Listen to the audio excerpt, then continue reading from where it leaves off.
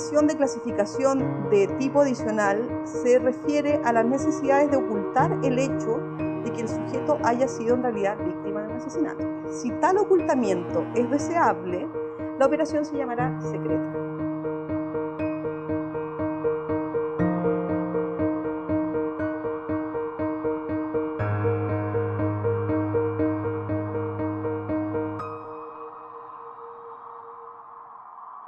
Bueno, mi interés de los archivos parte por Chile porque en el caso de Chile había una situación histórica, yo creo que generacional mía, que es la generación esta de transición en el fondo, donde no teníamos acceso a material documental sobre la dictadura. Me refiero a documentos de inteligencia, documentos del Estado. En otro sentido, estábamos llenos de opiniones, de versiones subjetivas, testimonios de la generación anterior. También yo tengo una cosa biográfica de haber vivido en otros países de América Latina y en esos lugares veía puras dictaduras. O sea, si pudiera como sintetizarlo, diría que el primer impacto de los archivos de Chile fue la censura. El segundo, la intervención, muy claramente. Y el tercero, la falta de soberanía de Chile, pero además de los países de la región. Por ejemplo, te encuentras muchos documentos de inteligencia que son geopolíticos, que dicen políticas internacionales para América Latina. Y entonces el mismo documento te hace como un abstract de cada país, de qué es lo que se está haciendo en cada país, y te das cuenta que hay una dimensión geopolítica que trasciende la noción de soberanía y de independencia nacional. Las instrucciones de un asesinato nunca deben ser escritas o grabadas. En consecuencia, la decisión de emplear esta técnica debe casi siempre ser alcanzada en el campo de acción, en el área donde se llevará a cabo el acto. La obra que está exhibida acá en Matucana 100, que se titula En nuestra pequeña región de por acá, toma los archivos de América Latina y establece como una hipótesis y una conclusión de trabajo que relaciona 14 países de América Latina a través de los archivos de inteligencia. Ese periodo específico es del año 48 al año 94. Se relacionan en esta muestra los archivos de inteligencia de cada uno de estos países con las muertes de 47 líderes de estos países, cuyas muertes están siendo investigadas hasta el día de hoy por la justicia de los distintos países y por cortes internacionales también. Hay otro aspecto de la exposición que tiene que ver con construir una imagen a partir de esta condición de la historia, ¿no? De la condición de la historia de la Guerra Fría en América Latina, y por lo tanto hay elementos que son pictóricos, por ejemplo, que es algo que yo no hacía hace mucho tiempo, pero también hay videos, hay instalación, hay volúmenes. En el mundo del arte, Estados Unidos también está, a través de los artistas minimalistas, construyendo una imagen de vanguardia que tiene que ver con el minimalismo. Y el minimalismo plantea una relación del artista, del autor, con el contexto histórico que es nula. ¿Sí? Y a mí eso me parece crítico, no es la posición que yo tengo con respecto al arte. Yo tomo algunas obras de Donald Judd, célebre dentro del movimiento minimalista, y lo que hago entonces es tomar algunas de estas obras e intervenirlas con archivos de inteligencia. Matar a un líder político cuya floreciente carrera es un peligro claro y presente para la causa de la libertad puede ser considerado necesario a veces. Están muy bien pensadas su edición, los documentos de Chile. Es a partir del año 61 hasta el año 91. O sea, anterior al golpe, bastante anterior al golpe, y después ya recuperar la democracia, digamos. Habla de los 60. O sea, son los 60 y todo el financiamiento que hace la CIA en los 60 para distintos grupos ideológicos y políticos, y eso va produciendo un contexto. A mí me pasó muchas veces decir, no, quiero trabajar con los documentos, pero ¿para qué? Si todos sabemos lo que pasó. Y tú lees los papeles y tú decís, no sabemos en realidad lo que pasó.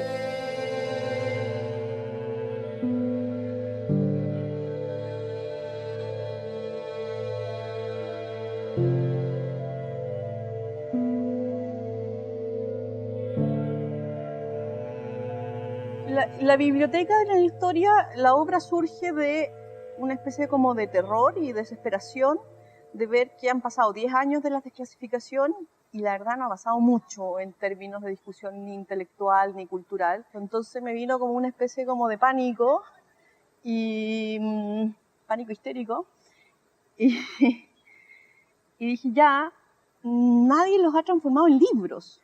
Intervine las 3 librerías Ulises que habían en ese momento y la gente podía llevarse un libro a cambio de una respuesta. Y la pregunta era, ¿qué va a hacer usted con esto? Y por supuesto no había una respuesta correcta, era subjetiva la respuesta.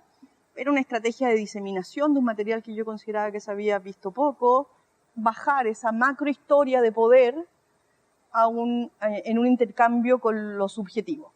¿Sí? Como una cosa como entre la gran escala de la historia y la opinión subjetiva que de alguna manera dialoga, opina o como se llame sobre ese tema.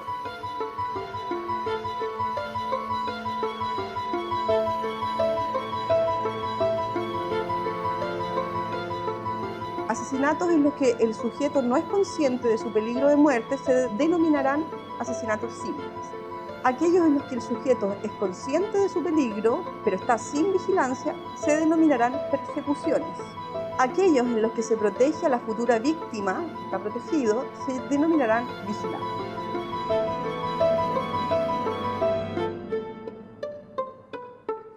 Este país tiene un problema serio con respecto a su historia. O sea, cada vez que hay un hecho traumático hay como versiones. Cuando hicimos la de Rancagua, leíamos un libro que revista y leíamos un libro o'higginiano y habían pasado cosas distintas, hechos distintos. O sea, era una cosa desquiciante. Para mí, que soy obsesiva, es como desquiciante, ¿no? Y a mí me llama mucho la atención porque la única representación que había del desastre de Rancagua es la estatua ecuestre de O'Higgins, ¿no? Pero ese momento simbólico que parece tan heroico, épico, guerrero, es cuando O'Higgins arranca de Rancagua. Y lo que sucede en Rancagua es una masacre de civiles. Eso es una clásica imagen de inversión. Tú dices, perdimos, nos derrotaron, tuvo que arrancar. Y entonces, ¿qué hago? Lo transformo en una estatua ecuestre increíble. Y yo decía, ya, esta cosa es como patológica un poco, ¿no? Estábamos en pleno gobierno de Frey, es lejos el gobierno más aburrido de la transición, era como soporífero, y era realmente como una maldad la manera en que a uno lo infantilizaban, lo idiotizaban, era una cosa muy angustiante, pero además era como no hay que mirar al pasado, hay que mirar al futuro, era como la frase, se decía en las noticias se decía eso, pero todos los días, y yo tenía mucha duda de la transición que se estaba haciendo, de lo que se decía en términos de relato y de discurso público. Yo diría que era el momento más perverso de la transición. Probablemente se estaban pactando muchas cosas que uno alcanzaba a percibir, pero no alcanzaba tampoco a decirlo tan claramente. Yo creo que era un momento duro no de transición, sino de transaca.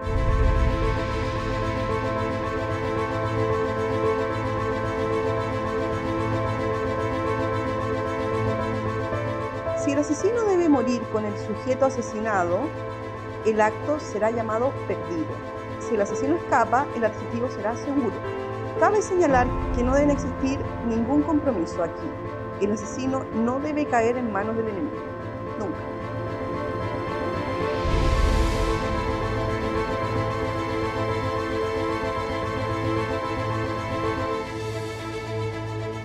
Empecé a investigar la historia de la histeria, en realidad.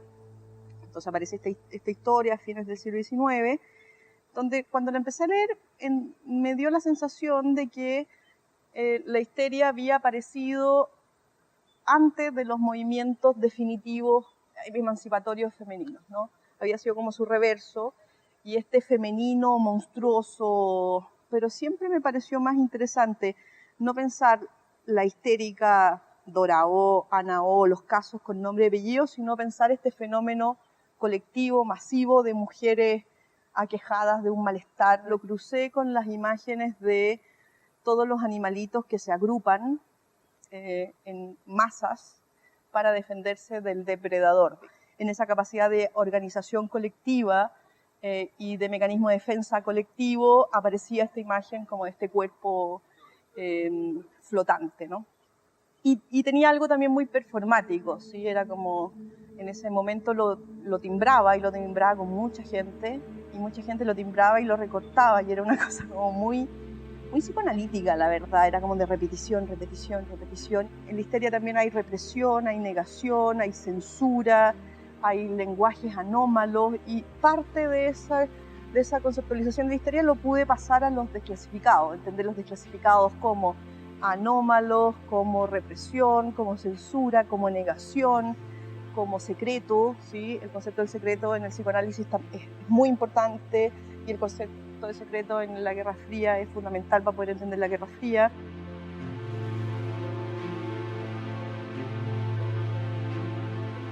El asesino. En asesinatos seguros, el asesino necesita las cualidades habituales de un agente clandestino. Deben ser determinado, valiente, inteligente, ingenioso y físicamente activo.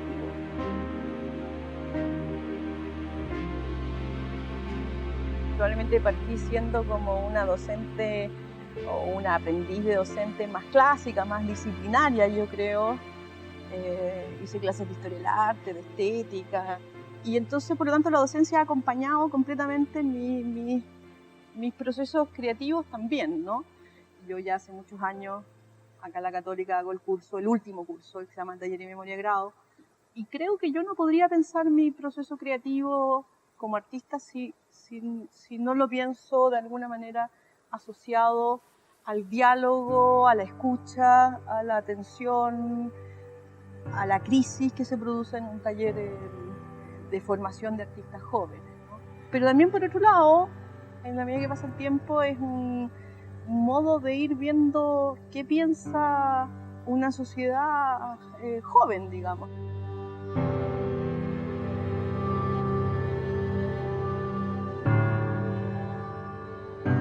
Yo no sé de dónde viene el maltrato en las escuelas de arte de Chile, no lo entiendo, sé que existe. Yo me enfermé en una escuela donde el maltrato era la gracia. Yo al maltrato no le veo gracia, entre más envejezco, menos gracia le veo al maltrato. Un autor, sea un artista, un escritor o cualquiera de las derivadas de alguien que trabaja en la cultura, es un sujeto que necesita desarrollar su autoestima. Tú necesitas tener una convicción que te dé la fuerza para llevar a cabo aquello que tú crees que tiene valor, pero que todavía no existe, por lo tanto es muy frágil. Y el trabajo del profesor es lograr construir ese valor junto con esa persona. Para mí esos son los momentos más gratificantes de la experiencia de la docencia. Para eso uno es docente.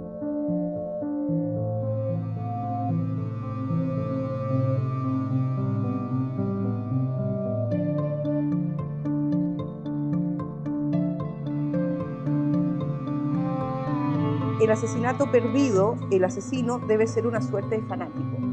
Puesto que es un fanático, es inestable psicológicamente. Esto debe manejarse con sumo cuidado. Él no debe saber las identidades de los otros miembros de la organización, ya que aun cuando se pretenda que murió en el acto, algo podría salir mal.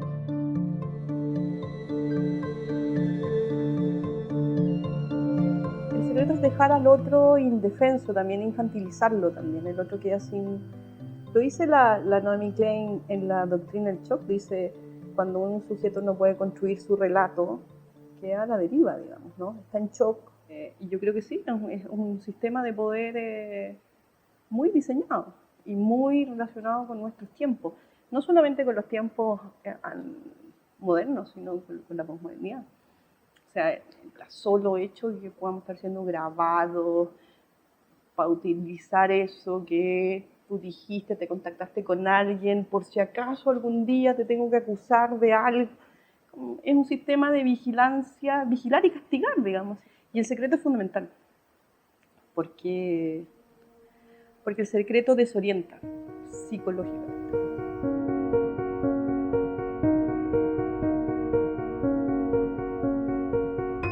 Clinton dice cuando desclasifica, vamos a desclasificar estos archivos porque los chilenos tienen derecho a saber su historia, que es una frase muy impactante también, ¿no? Porque al parecer ese derecho solo se tiene a partir de un momento y antes de ese momento no, pero también porque los archivos tienen muchas censuras gráficas, y la censura gráfica lo que te muestra claramente es una imagen del poder, digamos, hay un poder que está administrando la información y que eso queda gráficamente implícito en la hoja que tú miras, digamos. Yo me di cuenta que había una relación muy traumática con este material, que mucha gente no lo quiere leer, no lo quiere ver, y eso plantea varios problemas para la construcción de la historia en el futuro, ¿sí?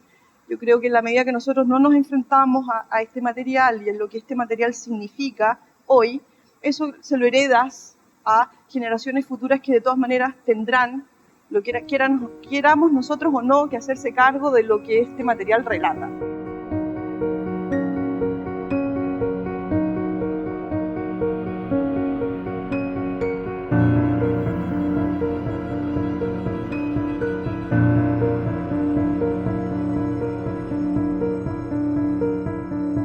Creo yo que una de las cosas dolorosas, traumáticas, difíciles que tiene leer documentos de inteligencia es que tú no estás acostumbrado a ese lenguaje.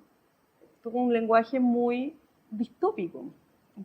Y la cabeza de uno no está hecha para ese lenguaje de la distopía, no la distopía literaria, no Orwell, que yo lo admiro mucho, sino la distopía del documento que te va contando década tras década tras década la manera en que se van tramando los intereses en distintos lugares, digamos, ¿no?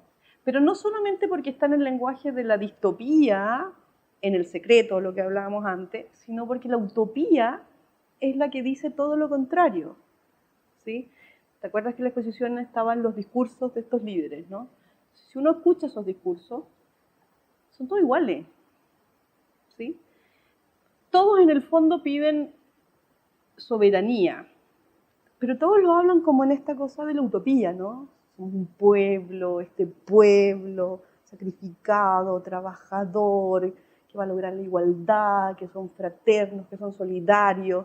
Ese lenguaje, que es heroico, y que a uno le produce mucha emoción, probablemente, no te deja ver lo otro. Porque estás esperando siempre que esta cosa binaria del bien y el mal, ¿no? Tal vez de niños nos deberían enseñar cómo es el poder, ya que va a ser algo que vas a tener que enfrentar en tu vida, digamos, y tomar posiciones y defenderte. Pero no estamos preparados para eso, y eso es un problema del lenguaje. Es como si la palabra tuviera como estos dos polos de discursivos tan distintos, ¿no? El habla del poder, que es un poco lo que nos produce cuando escuchamos a Donald Trump ahora. Donald Trump transparenta ese lenguaje.